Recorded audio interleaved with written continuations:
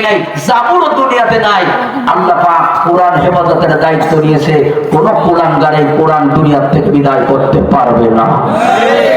তারপরে কষ্ট লাগে তখন কোরআন নিয়ে যখন অবমাননা হয়। যখন আমার বন্ধুগণ কিছুদিন আগে গত মাসে অক্টোবরে আপনারা দেখেছেন নর্থ সাউথ ইউনিভার্সিটির এক কোলাঙ্গার অপূর্ব পাল, জোরে বলুন নামটা কি? অপূর্ব পাল নামের একজন বিধর্মী আল্লাহর কোরআন পায়ের তলে ফেলে পালাইয়া আবার মুখে শীষ দিয়া ওটা ভিডিও করে নিজের ফেসবুকে পোস্ট করেছে। কি আপনারা অনেকে দেখেছেন না? আমি অবাক হয়ে গেলাম।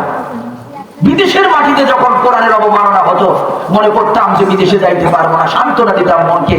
কিন্তু আমাদের রাজধানী শাহজালালের বাংলাদেশে, শাহজালালের বাংলাদেশে, ঢাকার মতো নর্থ সাউথ ইউনিভার্সিটিতে আল্লাহর কোরআন পায়ের তলে ফেলে অপমান করবে কোন মুসলমানের সন্তানেরা সহ্য করতে পারে না।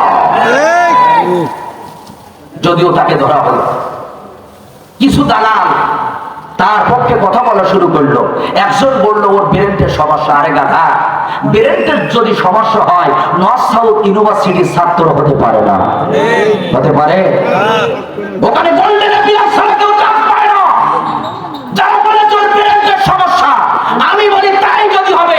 আল্লাহ কোরআন যখন পায়ের তলে ফেলে ও পালাচ্ছে, ও নিজে নিজে আবার সেটা ভিডিও করলো কিভাবে? এই দালালি করা বাদ দেন।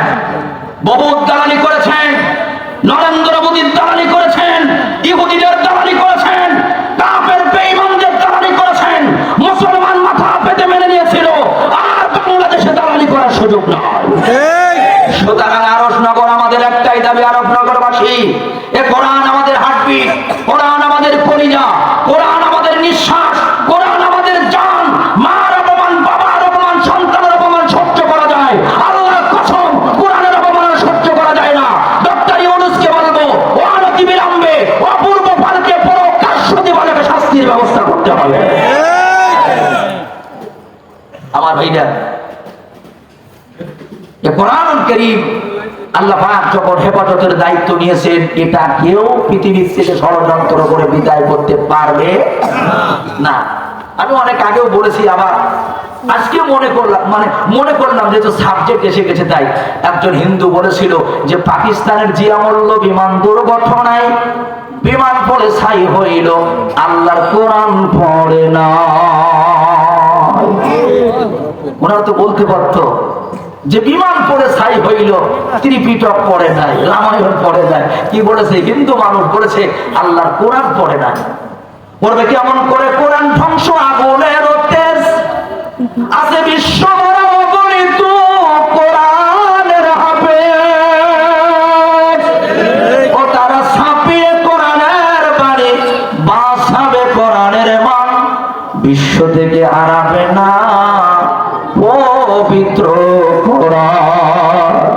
যদি আগুন লেগে ধ্বংস হয়ে যায়, ধ্বংস হয়ে যায়, যদি আগুন লেগে ধ্বংস হয় পৃথিবীর সব বইয়ের দোকান, তবু বিশ্ব থেকে হারাবে না পবিত্র কোরআন।